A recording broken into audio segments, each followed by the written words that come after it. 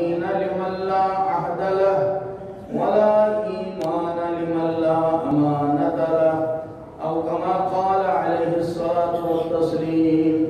صدق الله المولانا العظيم وصدق رسوله النبي الكريم ونحن على ذلك من الشاهدين والشاكرين والحمد لله رب العالمين.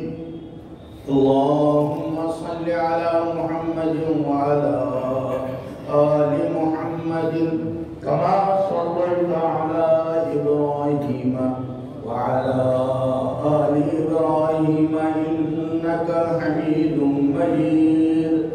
اللهم بارك على محمد وعلى آل محمد كما باركت على إبراهيم وعلى آل إبراهيم إنك حميد مجيد. وصل على جميع الأنبياء والمرسلين وعلى ملائكتك المقربين وعلى عبادك الصالحين وارحمنا معهم برحمتك يا أرحم الراحمين. میرے محترم بزرگوں اور دوستوں، اللہ تبارک و تعالیٰ کا احسان ہے ہم اس وقت اللہ کے گھر میں موجود ہیں. اللہ نہ چاہتے تو ہم اللہ کے گھر میں نہیں آ سکتے تھے. ہم سب لوگوں نے یہ منظر دیکھا کہ آدمی وضو کر کے گھر میں بالکل تیار ہے، جی چاہتا ہے مسجد میں آؤں، جی چاہتا ہے نماز پڑھنے جاؤں، لیکن ایک چھوٹی سی مخلوق، بہت چھوٹا سا وائرس ایسا دنیا میں آیا، اس نے کہا تم ساری تیاریوں کے باوجود اللہ کے گھر میں نہیں جا سکتے. لوگوں نے اپنی آنکھوں سے دیکھا بیت اللہ شریف، حرم مکہ، جہاں کے لیے دنیا تڑپتی ہے. اللہ ہم کو بھی دیدار نصیب فرمائے، جو جا چکے ہیں ان کو بھی بار بار حاضری نصیب فرمائے، بال بچوں کے ساتھ وہاں پہنچنا نصیب فرمائے، اور جو بھی نہیں گئے ہیں اللہ ان کے لیے دروازے کھول دے. دروازہ بند ہے، امام بھی اندر نہیں جا سکتا، امام حرم بھی نہیں، بڑے شیخ بھی نہیں، بڑے محدث بھی نہیں، کوئی نہیں. اور دروازہ اگر کھلا کس کے لیے؟ وہ جو وہاں مزدور تھا، صفائی کرنے والا، پتہ کہاں کا تھا بیچارہ، فلپائنی تھا، بنگالی تھا، پاکستانی تھا، ہندوستانی، کہاں کا تھا وہ مزدور. اور وہ مشین ساتھ تھی جس کے ذریعے سے وہ جھاڑو لگاتے ہیں، اور ایک جیب میں وہ سینیٹائزر، ایک جیب میں وہ چھڑکنے کا. اس کے لیے دروازہ کھلا، سیدھا گیا اندر، چلتے چلتے چلتے خانہ کعبہ کے قریب پہنچا. اس کی تو ڈیوٹی تھی، وہ صفائی کرنے کی ڈیوٹی تھی. اور پہنچا، صفائی کر لی، کعبہ شریف کے دروازے کی سیدھ میں صفائی کر لی، پھر اس کے ساتھ ہی منتظم کی صفائی کر لی، اور جو نیچے کا اس کا حصہ ہے اس کی صفائی کر لی. پھر پہنچا صفائی کرتے کرتے حجر اسود. اب اس پر چھڑک دی، وہ دوائی شوائی پوری صفائی کر لی، فارغ ہو گیا ماشاءاللہ. اب اس کے بعد وہ مشین کندھے سے اتاری، ایک طرف رکھی، وہ سینیٹائزر اٹھایا، اس کے ساتھ رکھا، اور ایک دم کعبہ کی سیدھ میں اللہ اکبر کر کے 2 رکعت نفل کی نیت ہوا، اور سلام پھیرا. جا کے دوڑ کے دونوں ہاتھ رکھے بڑے اطمینان سے. جو گئے ہیں وہ تو جانتے ہیں بڑی مشکل سے آدمی حجر اسود تک پہنچتا ہے. اس وقت تو کوئی تھا ہی نہیں وہاں، کوئی مخلوق نہیں تھی، صرف وہ جانور جو اوپر طواف کر رہے تھے فضا میں، اور کوئی نہیں تھا وہاں. اور دونوں رکعتوں کا سلام پھیر کے آہستہ سے اٹھا، اور انتہائی اطمینان سے 2 سائیڈ میں حجر اسود کے 2 ہاتھ رکھے، اور سر اس کے پاس دے کر بوسہ دیا. دنیا رش کر رہی تھی، کوئی نہیں جا رہا ہے، اور اللہ نے اس کے لیے دروازہ کھول دیا. اللہ کا معاملہ یہی ہے. میں نے سورہ قل اللہ احد پڑھی. کبھی کبھی قل اللہ احد کو اس کے معنی کو مد نظر رکھ کر اپنے سامنے رکھ کر تلاوت کرو. اس میں ایک تو تلاوت ہے، دوسرے اس کے اندر ہمارا عقیدہ ہے، تیسرے اس کے اندر قرآن کی وہ چاشنی ہے جس کے ذریعے سے ہماری بیٹری ایمان کی چارج ہوتی ہے، اور اس کے بعد اس کے اندر اللہ کا وہ عرفان ہے جس کو بزرگوں نے تقسیم کی درجات کی. پہلا قدم شریعت کا، دوسرا درجہ طریقت کا، تیسرا درجہ آگے چلا حقیقت کا، اور آخر میں معرفت نصیب ہوتی ہے. اللہ ہم سب کو اپنا عرفان نصیب فرمائے. قل اللہ احد میں آدمی کو عرفان حاصل ہوتا ہے. پہلے اللہ کی توحید کو بیان کرتا ہے. دنیا میں خدا کو ماننے والے بہت سارے ہیں، ناتعداد. کوئی مانتا ہے خدا کو اور کہتا ہے اللہ پاک کے بیٹا بھی ہے. قرآن پاک نے کہا وقالت اليهود عزير ابن الله وقالت النصارى المسيح ابن الله. یہ یہود کہہ رہے ہیں کہ حضرت عزیر علیہ السلام جو اللہ کے پیغمبر تھے، قرآن پاک بتانا ہے وہ کہتے ہیں عزیر تو اللہ کے بیٹے ہیں. وقالت النصارى المسيح ابن الله. قرآن پاک بتا رہا ہے کہ مسیحی لوگ یہ کہتے ہیں، نصارہ یہ کہتے ہیں کہ حضرت عیسیٰ علیہ السلام جو اللہ کے پیغمبر ہیں، لیکن وہ کہہ رہے ہیں وہ اللہ کے بیٹے ہیں. قرآن پاک ان کا یہ دعویٰ نقل کرنے کے بعد واضح الفاظ میں بیان کرتا ہے ذَلِكَ قَوْلُهُمْ بِأَفْوَاهِهِمْ. یہ تو ان کی منہ کی بات ہے، یہ کوئی حقیقت نہیں ہے، اس کے اندر کوئی حقیقت نہیں.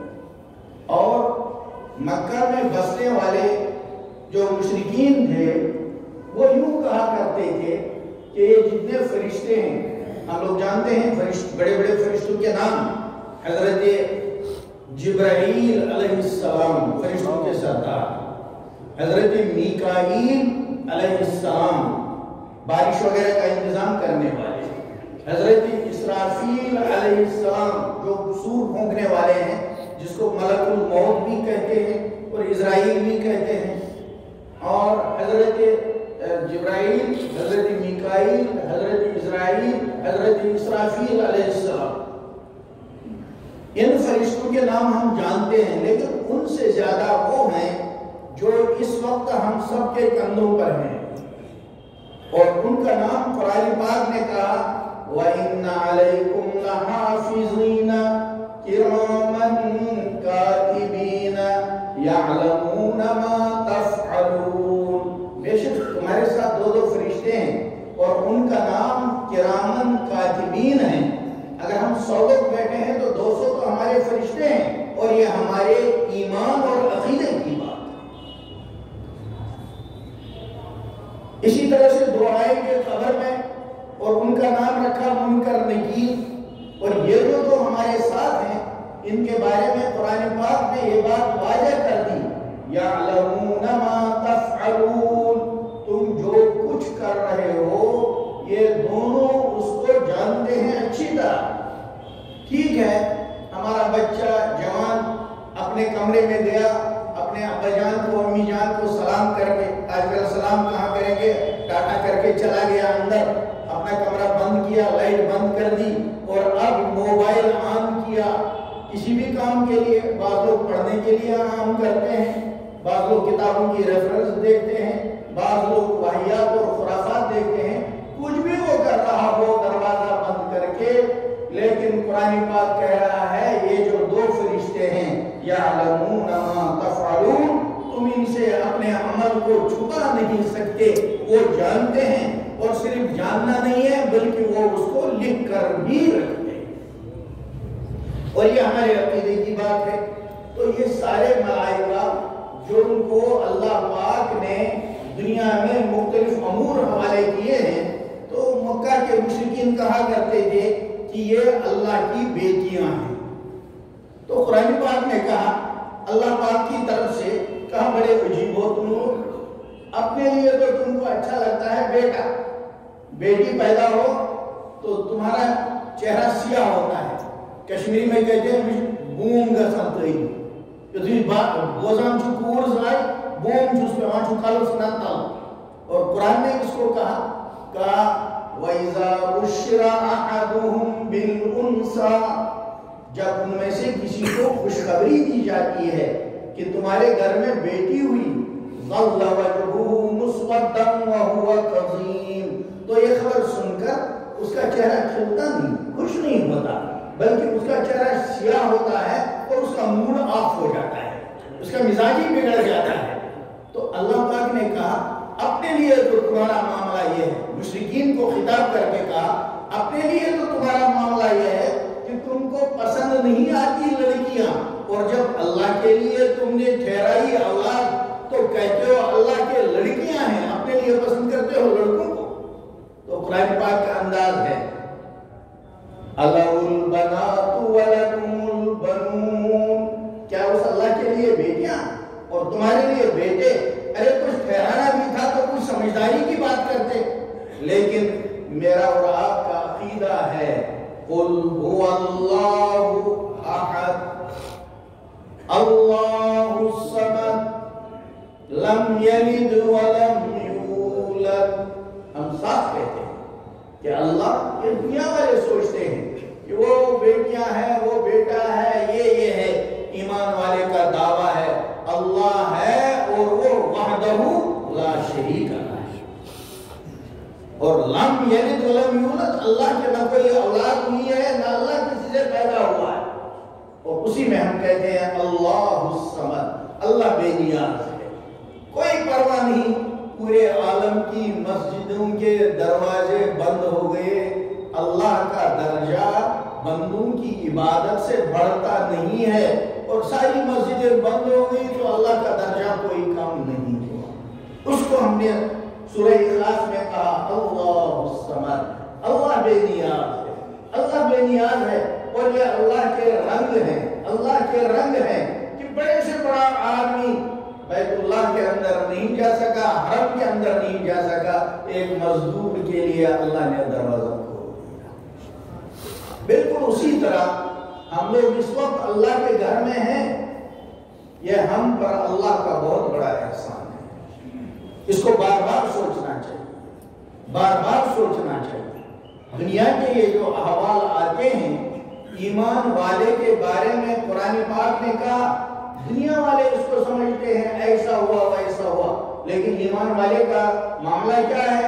ان فی خلق السماوات والارض واختلاف اللیل والنہار لآیات لأولی الالباب. یہ جو سورج کا چڑھنا، سورج کا غروب ہونا، دن میں روشنی اور اجالے کا ہونا، رات میں اندھیری کا آنا، کبھی بارش ہونا، کبھی ٹیمپریچر مائنس سے نیچے چلا جانا، 30 سال کا ریکارڈ توڑ دینا، گرمی حد سے زیادہ چلی جانی، 40 سال کا ریکارڈ توڑ دینا. عام لوگ تو اس پر دنیاوی اعتبار سے تبصرے کرتے ہیں، لیکن اللہ کو ماننے والا ان چیزوں کے اندر بھی اللہ کی نشانیاں پاتا ہے. اللہ ہمیں ایسا فکر عطا فرمائے، ایسا تدبر عطا فرمائے جو ہم اللہ کی ان چیزوں سے اللہ کو پانے والے بن جائے. تو میں نے بات اس پر شروع کی تھی کہ ہم لوگ اس وقت اللہ کے گھر میں ہیں، یہ اللہ کا بہت بڑا احسان ہے. ایسا ہوا کہ وضو کر کے آدمی تیار تھا، یہاں کی تو بات ہی نہیں. کبھی کبھی مدینے سے کوئی کہتا تھا مولانا ہم نے وضو کیا حسب معمول، جمعے کے دن ہوٹل سے چلے اور حرم کی طرف جانے کو جی چاہتا ہے لیکن دروازے سے باہر نہیں نکل سکے. کیسا دل تڑپتا ہوگا، کیسا دل تڑپتا ہوگا. لیکن یہ عجیب بات ہے، ہمارا پیارا اللہ، ہمارا پیارا اللہ کیسا ہے. نبی کریم صلی اللہ علیہ وسلم نے بیان فرمایا ایک آدمی گھر سے چلا، وضو اس نے کیا، وضو کرنے کے بعد مسجد کی طرف لپکا اور جب مسجد کے دروازے پر پہنچا اس نے دیکھا امام صاحب نے سلام پھیر دیا. بات رسول رحمت صلی اللہ علیہ وسلم کی پکی بات ہے، گارنٹی ان کی گارنٹی ہے، وعدہ ان کا وعدہ ہے، اور جو چیز انہوں نے بیان فرمائی اپنی مرضی سے بیان نہیں فرمائی۔ وَمَا يَنطِقُ عَنِ الْهَوَىٰ إِنْ هُوَ إِلَّا وَحْيٌ يُوحَىٰ۔ یہ پیغمبر صلی اللہ علیہ وسلم اپنی طرف سے کوئی بات بیان نہیں کرتے، ان کا ہر بول، ان کا ہر جملہ، ان کا ہر لفظ اللہ کی طرف سے وحی ہوتا ہے، اور وہ قانون ہے، قانون الہی، جو انہوں نے بتایا آخرت میں اس طرح ہوگا، بالکل اسی کے مطابق ہوگا، کیونکہ وہ اپنی طرف سے نہیں بولتے، وہ اللہ کی طرف سے احکام کو بیان کرتے ہیں، اللہ کے پیغام کو آپ تک پہنچاتے ہیں، اللہ کے قوانین کو دنیا والوں کے سامنے واضح کرتے ہیں، اس کو بیان کیا۔ تو نبی پاک صلی اللہ علیہ وسلم نے فرمایا، یہ آدمی جو گھر سے وضو کر کے آیا اور مسجد کے دروازے پر پہنچ کر اب اس نے دیکھا یہاں تو سلام پھر گیا، تو اس تیاری میں، ان قدموں کے چلنے میں، اس محنت کے بعد جو اس کو نظر آیا میری نماز چھوٹ گئی، تو نبی پاک صلی اللہ علیہ وسلم نے فرمایا اللہ کا حکم اس وقت یہ ہے کہ اس کو جماعت کا ثواب دے دیا جائے گا، کیوں؟ اس کے بس میں جو کچھ تھا وہ اس نے کر لیا، اس کی طاقت کے اندر جو تھا وہ اس نے کر لیا۔ ہمارے اکابر میں ایک بہت بڑے بزرگ گزرے ہیں، حضرت علامہ انور شاہ کشمیری رحمۃ اللہ علیہ کے استاد، حضرت شیخ الاسلام مدنی رحمۃ اللہ علیہ کے استاد، حضرت حکیم الامت تھانوی رحمۃ اللہ علیہ کے استاد، ان کا نام تھا مولانا محمود حسن دیوبندی رحمۃ اللہ علیہ۔ مالٹا کی جیل میں تھے، جمعے کا دن آتا، آپ کو معلوم ہے ہمارے اکابر ایک سنت کا اتباع کرتے ہیں، تو معمول تھا جمعے کے دن غسل کیا، کپڑے بدلے، عطر لگایا، تیار ہو کر مسجد کی طرف جاتے۔ اب جیل میں ہیں، کہاں جائیں گے؟ دروازے تک پہنچتے، آگے دروازہ بند، کھڑے رہتے ذرا سی دیر، اور اس کے بعد واپس آ کر اپنی کوٹری میں ظہر کی نماز ادا کرتے۔ کیوں؟ اللہ میری طاقت میں اتنا ہے کہ جو جمعے کی سنتیں تھی وہ ساری میں نے ادا کی، جمعے کے اعمال میں نے ادا کیے، سورہ کہف جمعے کے دن پڑھی جاتی ہے وہ پڑھ لی، صلاۃ التسبیح لوگ جمعے کے دن پڑھتے ہیں وہ پڑھ لی، سورہ یاسین لوگ جمعہ کے دن پڑھتے ہیں، سورہ صافات پڑھتے ہیں وہ پڑھ لی، اور جمعے کے دن چونکہ نبی کریم صلی اللہ علیہ وسلم نے ارشاد فرمایا کہ روشن رات اور روشن دن میں درود پاک کثرت سے پڑھا کرو۔ روشن رات کون سی رات؟ جمعے کی شب، جمعرات کے دن، تھرسڈے کے دن جب سورج غروب ہونے لگتا ہے، اسی وقت سے جمعے کا ٹائم شروع ہوتا ہے، اور اس رات کو شب جمعہ کہتے ہیں، اور حدیث پاک میں اس کو روشن رات کہا گیا۔ تو نبی پاک صلی اللہ علیہ وسلم نے ارشاد فرمایا کہ اس روشن رات میں، اور پھر جمعے کے دن کو روشن دن سے تعبیر کیا، فرمایا اس روشن دن میں جو شخص کثرت سے درود پڑھتا ہے، قیامت کے دن اس کو میرے ساتھ ایسے کھڑا کیا جائے گا، قرب میں میری جگہ دی جائے گی جیسے یہ 2 انگلیاں نزدیک ہے۔ دنیا میں آدمی کتنا تڑپتا ہے کہ کسی بڑے کے قریب میں کھڑا ہو جاؤں، اور اگر کبھی نصیب ہوتا ہے وہ فلاں میرے خاندان کا بڑا ہے، میں اس کے قریب جب ہوں گا شادی میں، وہ میرا دوست دلہا جب ہے، جب وہ دلہا بن کر آئے گا اس کے قریب میں کھڑا ہوں گا، وہ میرا لیڈر جب آئے گا میں اس کے قریب کھڑا ہوں گا، اس وقت میرا فوٹو لینا۔ کیوں لینا ہے بھائی؟ تاکہ یادگار رہے میں فلاں دن بالکل اس کے ساتھ کھڑا تھا۔ جب آدمی اپنے دوست کے ساتھ اس کے قریب کھڑا ہونے کو اس قدر یادگار سمجھتا ہے، جب آدمی اپنے لیڈر کے قریب ہونے کو اس قدر یادگار بناتا ہے، کیا خیال ہے آپ سب کا کہ بڑوں کے بڑے سید الاولین والآخرین، 2 جہاں کے سردار، انبیاء کے تاجدار حضرت محمد رسول اللہ صلی اللہ علیہ وسلم کا قرب جس کو قیامت کے دن نصیب ہو جائے، یہ عام دن نہیں ہے، یہ تو وہ دن ہے جس کے بارے میں قرآن نے کہا وَجَاءَ رَبُّكَ وَالْمَلَكُ صَفًّا صَفًّا۔ اس دن عام انسانی نہیں، ایک ہی امت نہیں، آدم علیہ السلام سے لے کر موسیٰ علیہ السلام، عیسیٰ علیہ السلام، نوح علیہ السلام، ابراہیم علیہ السلام، اسماعیل علیہ السلام،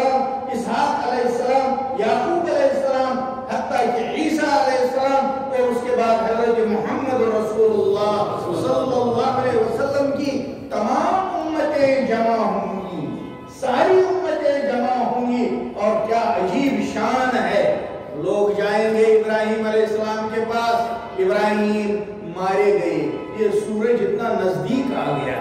نبی پاک صلی اللہ علیہ وسلم نے کیا فرمایا؟ کچھ سمجھتے ہیں آپ یہ جو ہماری جغرافیہ پڑھنے والے، سائنس پڑھنے والے ہیں، آج کروڑوں میل دور سورج ہے. اس پوائنٹ کو ذہن میں بٹھا لو. نبی پاک صلی اللہ علیہ وسلم نے جو بات بیان کی ہے وہ حق ہے اور سچ ہے، کبھی اس میں شک نہیں ہو سکتا. آج سورج کروڑوں میل دور ہے اور زمین کا 2/3 پانی ہے. پھر جو 1/3 بچ گیا، اس زمین کے اندر سبزہ کتنا ہے، گھاس کتنی ہے اور درخت کتنے ہیں، وہ سب ابزارب کرتے ہیں آفتاب کی لائٹ کو، اس کی گرمی کو.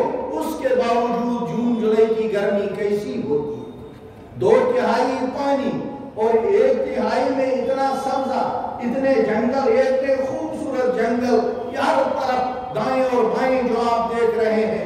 ہر علاقے میں، ہر ملک میں ان گھنے جنگلوں کے باوجود 50 ڈگری گرمی آدمی کو برداشت نہیں ہوتی، جبکہ کروڑوں میل دور سورج ہے. نبی کریم صلی اللہ علیہ وسلم کی مبارک سچی زبان میں ہے کہ قیامت کے دن سورج صرف 1.5 نیزہ اوپر ہوگا. جب اتنے کروڑوں میل نیچے وہ آ جائے گا تو دنیا کی حالت کیا ہوگی؟ اور اس کے بعد یہ پانی نہیں رہے گا، یہ سبزہ نہیں رہے گا، یہ ساری کی ساری زمین تانبے کی ہو جائے گی. اس پر نبی پاک صلی اللہ علیہ وسلم نے فرمایا کوئی آدمی اپنے پسینے میں گردن تک ڈوبا ہوگا، کوئی آدمی اپنے پسینے میں ناف تک ڈوبا ہوگا، کوئی آدمی اپنے پسینے میں گھٹنوں تک ڈوبا ہوگا، کوئی آدمی اپنے پسینے میں ٹخنوں تک ڈوبا ہوگا. 7 قسم کے آدمی اللہ کے عرش کے سائے میں ہوں گے. اللہ ہمیں بھی ان میں شامل فرمائے. جیسے اس میں ہے سلطان عادل ہوگا، وہ شخص جوانوں سن لو، بوڑھوں سن لو، وہ شخص جس نے کبھی تنہائی میں اپنے گناہوں کو یاد کیا، تنہائی میں اپنے گناہوں کو یاد کیا.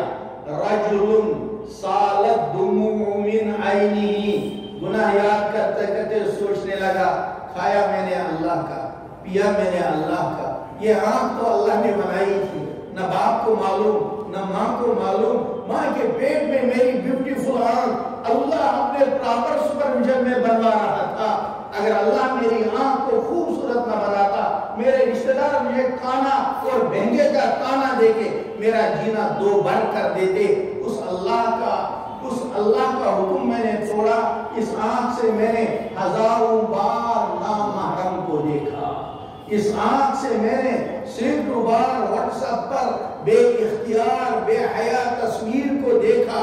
اس آنکھ کے ذریعے کوئی بھی گناہ ایسا یاد کر لیا اور سوچتے سوچتے اس کی آنکھ سے ایک آنسو نکل آیا اپنے مولا کی نافرمانی پر. محمد رسول اللہ صلی اللہ علیہ وسلم نے فرمایا اس ایک آنسو کی قیمت اتنی دے گا اللہ قیامت میں اس سخت گڑی میں اس جوان کو، اس بوڑھے کو جس کا یہ آنکھ سے آنسو ٹپکا، اس کو اللہ کے عرش کے سائے میں جگہ دے گا. اللہ نے وہ سایہ نصیب فرما دی. 7 قسم کے لوگ ہیں، مجھے وہ سب بیان نہیں کرنے ہیں، میں اپنی بات کو سمیٹ رہا ہوں. اس وقت جب یہ منظر ہوگا تو لوگ جائیں گے آدم علیہ السلام کے پاس، آدم سے کہیں گے سفارش کر دو، حساب کتاب شروع ہو جائے. پھر جو چاہے ہو. آدم علیہ السلام کہیں گے اس وقت میری ہمت نہیں. جنت میں جو مجھ سے بات ہوئی تھی کہیں اللہ اس پر سوال نہ کر بیٹھے، میں نہیں. نوح علیہ السلام کے پاس جائیں گے، حدیث میں موجود ہے، صحیحین کی حدیث موجود ہے، بخاری مسلم میں موجود ہے. نوح علیہ السلام کہیں گے میں نے سیلاب کے وقت اپنے بیٹے کے بارے میں بات کی تھی، اس وقت مجھے نہیں وہ بات کرنی چاہیے. اس وقت معاملہ بہت نازک ہے، جلال کا ہے، میں بول نہیں سکتا، مجھے نہیں. دوسروں کو دیکھو، ایک ایک پیغمبر کے ساتھ ساری امتیں جائیں گی، آخر میں پہنچیں گے. اللہ کے بندوں سوچو ہم کو کس کی امت میں لائے. کبھی سوچا کرو کیا ہم ان کی امت کے لائق تھے؟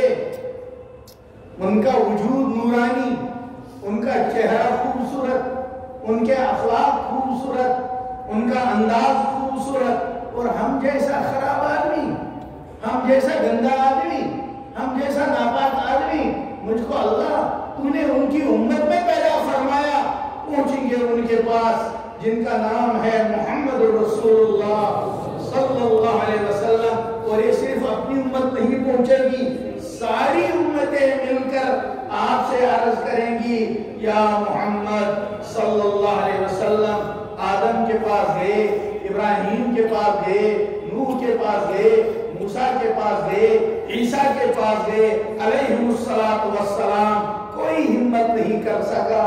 اب ہم آپ کی خدمت میں آئیں گے، آپ فرمائیں گے کیا بات ہے، اللہ سے التجا کر دیجئے، حساب کتاب شروع ہو جائے، بہت سخت تکلیف میں اس وقت جواب ہوگا، نبی کریم صلی اللہ علیہ وسلم تشریف لائیں گے، چلو میں چلتا ہوں اللہ کے دربار میں، میں چلتا ہوں اللہ کے دربار میں، اور اللہ کے محبوب جا کر بات نہیں کریں گے، خود فرمایا کیونکہ اس وقت معاملہ سخت جلال کا ہوگا، میں جا کے اپنا سر مبارک سجدے میں ڈالوں، اور فرمایا مجھے نہیں معلوم کن الفاظ میں اس وقت میں اپنے رب العالمین سے بات کروں گا، وہ اس وقت مجھے القاء کیے جائیں گے، اور جب میں وہ درخواست کروں گا، یہ شفاعت کو صرف اپنی امت کی طرف سے نہیں کریں گے، تمام امتوں کی طرف سے کریں گے، تو اس وقت حکم آئے گا یا محمد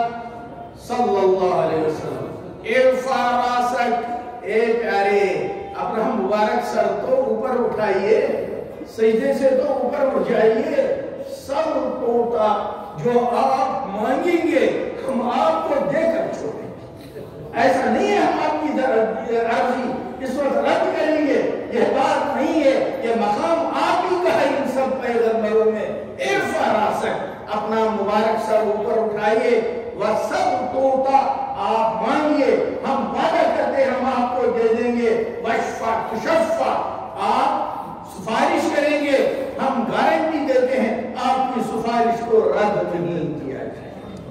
اس کو محدثین نے اصطلاح میں شفاعت کبریٰ کہا ہے۔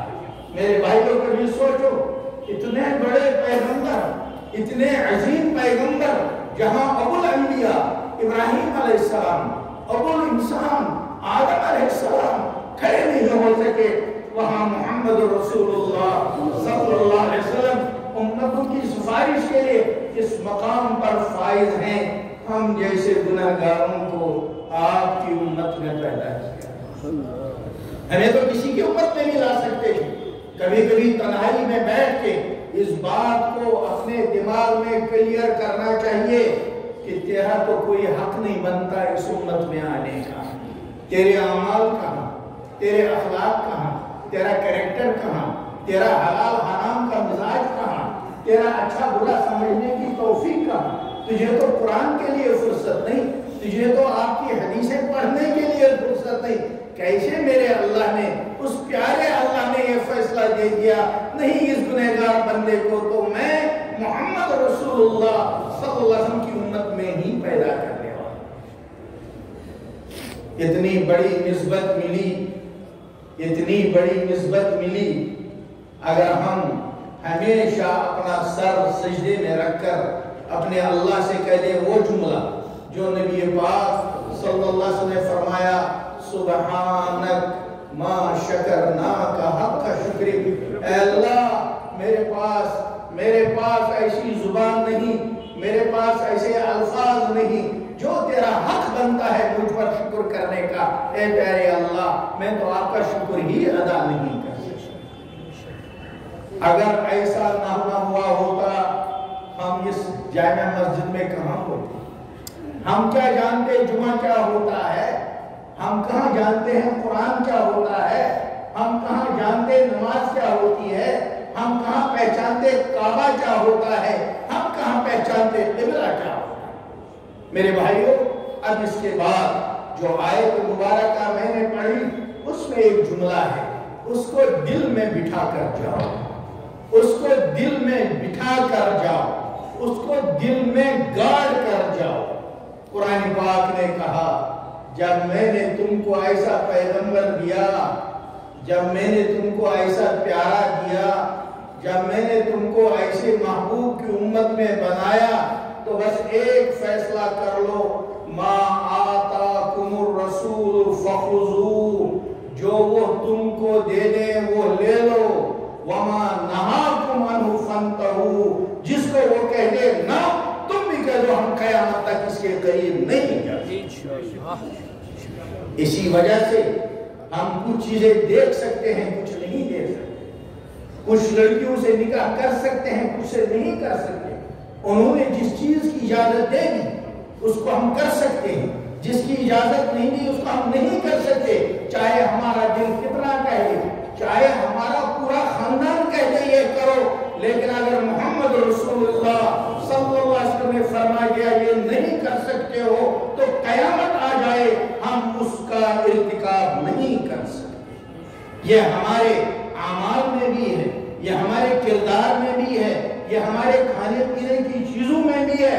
جس چیز کو انہوں نے حلال قرار دیا وہ ہمارے لیے حلال ہے، جس چیز کو انہوں نے حرام قرار دیا وہ ہمارے لیے حرام ہے۔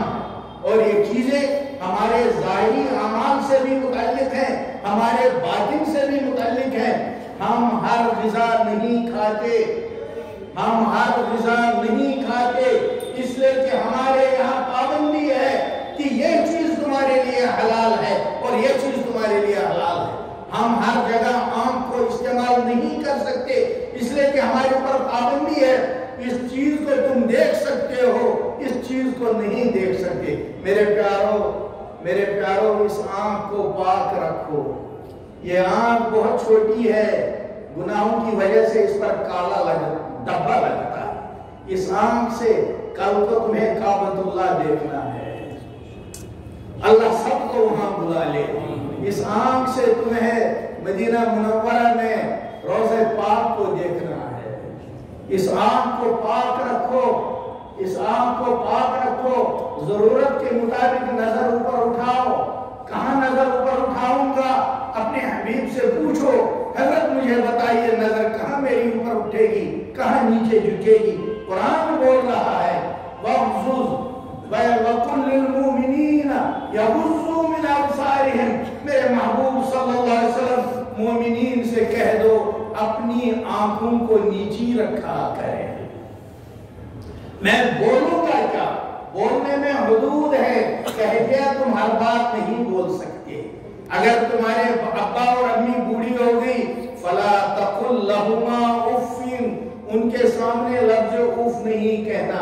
اب وہ بڑھاپے کو پہنچے ہیں، اب ان کا دل بہت نازک ہے، اولاد سے ان کو بہت توقعات بڑھاپے میں ہے، اوف نہیں کہنا۔ اوف کا ترجمہ اردو والے کرتے ہیں ہوں۔ بوڑھے باپ کے سامنے، بوڑھی ماں کے سامنے کبھی ہوں مت کرو۔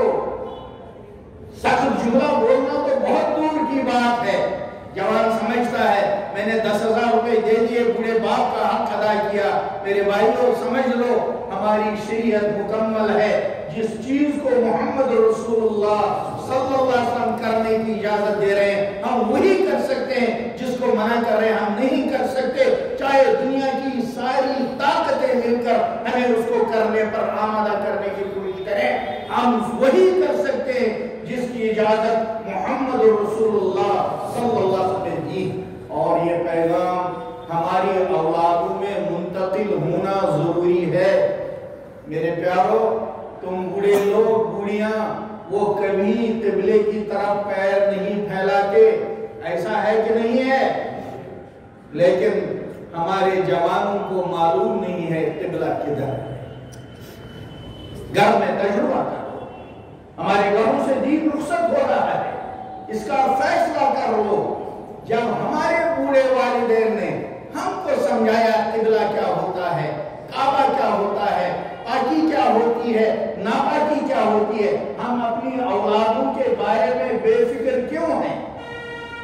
ہم لوگوں کے ذہن میں ہے، ہمارے والدین نے بوڑھوں کو ہمارا ذہن بنایا، کہیں بھی تمہیں پیشاب کی حاجت آئے، حدیث میں ہے لا تستقبلوا القبلة ولا تستدبروها، خبردار پیشاب کرنے کی حالت میں نہ تمہارا رخ قبلے کی طرف ہو، نہ تمہاری پیٹھ قبلے کی طرف ہو۔ ہمارے ہزاروں جوان سکول میں، ہائر سیکنڈری میں، کالج میں، ہائی سکول میں سب بلوغ کی عمر کو پہنچ چکے، جن پر شریعت نافذ ہے۔ آج تک آپ کے بچے نے آپ سے یہ نہیں پوچھا ابا ریسس کے وقت میں مجھے سکول میں پیشاب کرنا تھا، میں قبلہ تلاش کرنا چاہتا تھا تاکہ میرا رخ یا پیٹھ قبلے کی طرف نہ ہو جائے، میں سمجھ نہیں سکا قبلہ کیسے دیکھوں گا۔ کسی اولاد نے آپ سے پوچھا؟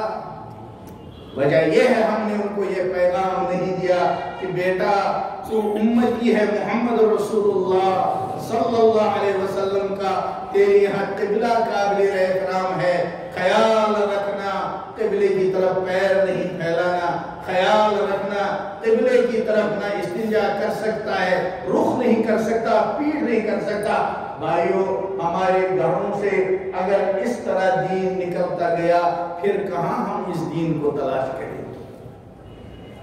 اس لیے آج دل میں اس بات کو بٹھا کر جاؤ، بہت چھوٹی بات ہے اور پوری زندگی کا فیصلہ، پوری زندگی کا نہج بدلنے کی بات ہے۔ قرآن نے کہہ دیا ما آتاکم الرسول فخذوہ، جس چیز کو محمد رسول اللہ صلی اللہ علیہ وسلم نے تم کو دے دیا اس کو لے لو، سینے سے لگاؤ۔ وما نہاکم عنہ فانتہوا، جس چیز سے انہوں نے منع کر دیا میرے بندو اس سے رک جاؤ، ارادہ کر لو اپنی زندگی کو ایسا بنانے کی کوشش کریں گے اور اپنی اولادوں کو اسی نہج پر رکھیں گے۔ اسلام منع نہیں کرتا ایسٹ ویسٹ نارتھ ساؤتھ کسی ملک میں ایمان والا جائے کوئی پابندی نہیں، کام کرے، خوب محنت کرے، دنیا کی خدمت کرے، عوام کی خدمت کرے، لیکن جہاں بھی جائے وہ محمد کا غلام بن کر جائے، وہ جہاں بھی جائے اس دین اسلام کا نمائندہ بن کر جائے، اس کے اخلاق محمدی اخلاق، اس کا کریکٹر رسول اللہ صلی اللہ علیہ وسلم والا کریکٹر ہو، اس کی آنکھ محمدی آنکھ ہو، اس کی زبان محمدی زبان ہو، کیونکہ ہم محمد والے ہیں اور ہم کو اللہ نے محمد کے ساتھ جوڑ دیا ہے، اور ہماری تمنا ہے قیامت کا عالم ہو، جاء ربک والملک صفا صفا، تمام امتیں ہوں، ملائکہ ہوں، اس وقت وہ فرما دے اس کو ادھر لے آؤ، یہ میرا غلام ہے۔ اس زمانے میں جب دین پر چلنا مشکل تھا اس وقت یہ محمد کی سنتوں کو، ان کے طریقوں کو جوڑتا تھا، دنیا پوچھتی تھی مگر یہ اپنی چیز سے نہیں ہلا۔ آج میں اس کا ایک معانقہ کر کے اس کے غم کو ہلکا کرنا تھا۔ دیوانوں وہ ہمارا خوشی کا دن ہوگا، اللہ مجھے بھی نصیب فرمائے، آپ لوگوں کو بھی نصیب فرمائے۔ وآخر دعوانا ان الحمدللہ رب العالمین۔ مانگو اللہ سے اللہم صلی علی سیدنا مولانا محمد وعلی آل سیدنا مولانا محمد واصحاب سیدنا مولانا محمد وبارک وسلم علیہ کما تحب وترضى عدد ما تحب ترضى۔ یا اللہ، اے ہمارے مولا، ہم تو جانتے بھی نہیں تھے آپ کون ہیں، ہم تو جانتے بھی نہیں تھے محمد رسول اللہ صلی اللہ علیہ وسلم کون ہیں۔ اللہ آپ نے پیدا ہوتے ہی ہمارے کان میں اذان دلوا دی اور ہمارا تعارف کر دیا۔ اے اللہ، ہم سے کوتاہیاں ہوتی ہیں اس ایمان کے بارے میں، ہم سے کوتاہیاں ہوتی ہیں ان اعمال کے بارے میں، اے اللہ ہماری کوتاہیوں کو معاف فرما دے۔ یا اللہ ہم آپ کے باغی بندے نہیں